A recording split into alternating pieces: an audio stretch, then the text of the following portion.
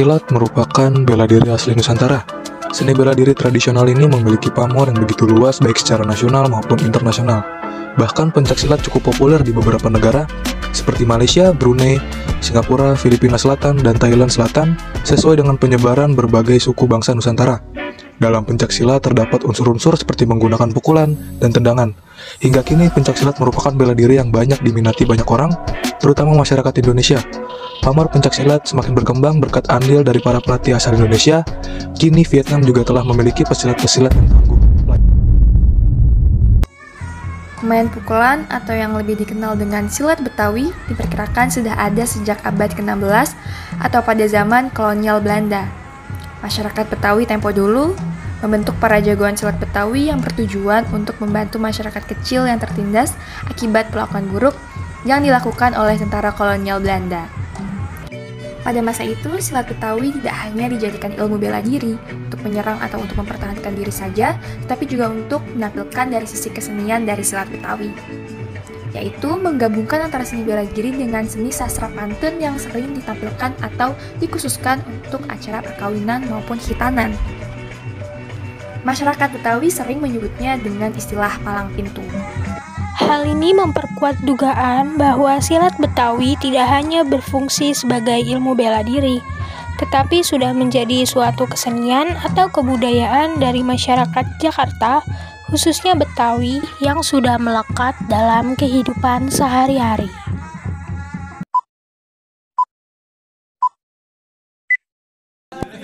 Bagaimana awalnya masyarakat Betawi dahulu menciptakan pencaksilat? Jadi dalam sepengetahuan saya ya, kalau pencaksilat itu sudah ada sejak abad ke-7 dalam peninggalan Hindu-Buddha, ada artefaknya juga kalau nggak salah ya. Kemudian pada abad ke-14 saat penyebaran Islam di Nusantara, pencaksilat itu dipakai sebagai latihan spiritual untuk para santri-santri. Untuk tradisi Betawi sendiri biasa dipakai saat proses pernikahan yang biasanya melibatkan dua jawara untuk dalam sandiwara kecil, pertarungan-pertarungan dalam awal-awal pernikahan seperti itu.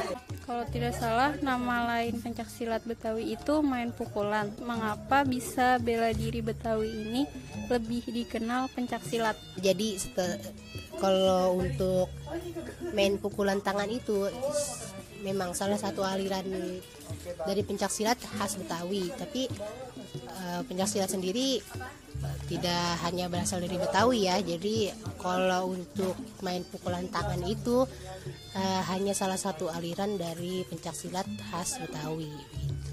Bagaimana evolusi pencaksilat dulu hingga masa kini? Evolusi perkembangannya tentu saja dari kerajaan zaman dahulu ya, yang sudah disebutkan sebelumnya, yaitu pada kayak Majapahit, Sriwijaya, itu tuh bela diri pencaksilat sudah ada dan digunakan untuk sebagai dasar bela diri dan sebagai alat untuk memperluas daerah pada saat zaman dahulu itu. Kemudian ada juga pada masa penjajahan, yaitu penjajahan Belanda dan Jepang, bela diri pencaksilat sering digunakan untuk melawan para penjajah ya tentu saja. Karena pencaksilat sendiri itu titik utamanya yaitu dapat menyerang dengan cepat dan di titik vital, kemudian dapat bergerak secara sembunyi-sembunyi seperti itu. Jadi untuk mengalahkan penjajah menggunakan gerilya tentu saja yang paling cocok adalah bela diri pencaksilat. Kemudian untuk organisasi pencaksilat sendiri itu dibentuk setelah pasca kemerdekaan Indonesia hingga sekarang. Pencaksilat sudah sangat berkembang hingga bahkan berkembang hingga ke luar negeri seperti Vietnam, Thailand, Malaysia dan negara-negara lainnya hingga ke negara barat seperti itu. Nilai-nilai luhur seperti apa yang ada di dalam pencaksilat? Nilai-nilai luhur dalam pencaksilat itu ada 4. Yang pertama itu dari nilai mental spiritual.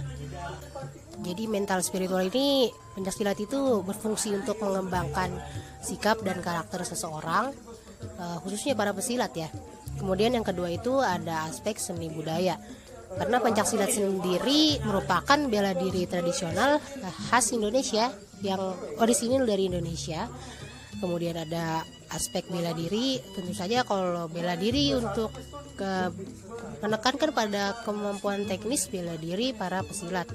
Kemudian ada aspek olahraga, karena tentu saja dibutuhkan fisik, tenaga, psikis, dan juga jasmani rohani yang kuat. Kemudian aspek olahraga ini ada juga pencaksilat dapat dilihat melalui pertandingan pencaksilat seperti perlombaan atau pertandingan antar pesilat.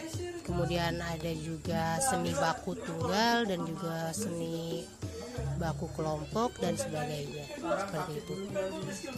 Di maraknya bela diri yang berasal dari luar negeri seperti Muay Thai yang dari Thailand, karate yang berasal dari Jepang, dan taekwondo yang berasal dari Korea, bagaimana pencaksilat mempertahankan eksistensinya? Sebenarnya untuk bela diri pencaksilat sendiri ya, itu menurut saya sudah sama terkenalnya dengan karate, taekwondo, muay thai.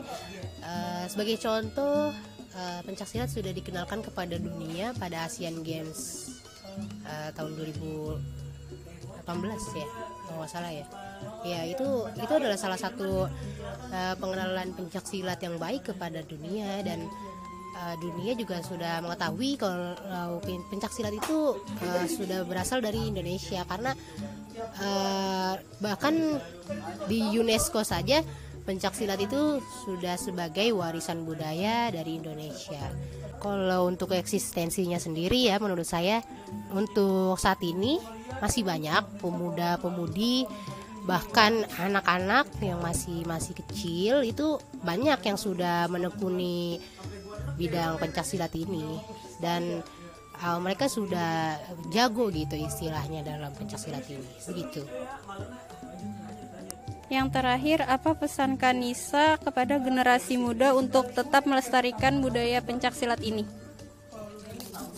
Baik, pesan saya untuk para generasi muda penerus bangsa, mari kita mulai untuk menekuni pencaksilat ini, karena sesungguhnya pencaksilat juga merupakan warisan budaya leluhur turun-temurun yang tidak disangka-sangka itu memiliki daya tarik yang menarik kalau kalian mulai menekuninya.